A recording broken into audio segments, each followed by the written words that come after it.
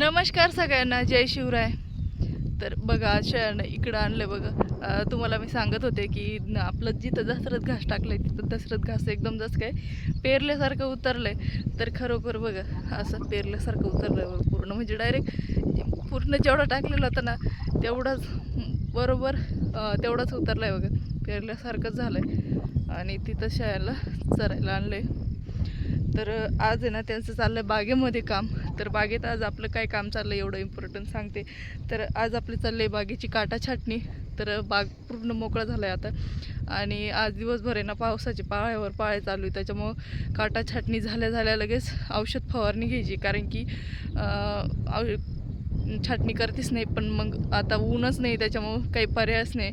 त्याच्यामुळं मग छाटणी करून लगेच औषध फवारणी करायची आहे. तर 15 ते 16 माणसं आहेत छाटणीसाठी. तर ते छाटणी करत आहे. तर छाटणी आता जवळपास होत आली. 3 ते 4 गल्ल्या राहिले. तर त्यांनी लावलं आहे औषध ब्लोअर भरायला आणि औषध आणायला गेले. त्याच्यामुळं मग शेळ्यांचं काम माझ्याकडे आलं. तर शेळ्यांचं अर्थ आहे आता आणि ते त्यांचं औषध फवारणी करून आणि लगेच काटे गोळा करून घ्यायचे फणाने. तर बघू आता आज झाले तर ठीक आहे काटे गोळा करून, कारण की आता वाजत आले 5. बघू आता काय काय होतं. जेवढं होईल तेवढं काम ते करून घेतील. ते झालं की लगेच मग उद्या करू काटे गोळा, जर आज नाही झाले तर. कारण की पावसाच्या पाळ्या आज एकदम जोरात चालू आहे. तर किती मस्त चरायला एकसारख्या खात राहतं. तर गोऱ्याला पण तिकडं बांधलं बघ.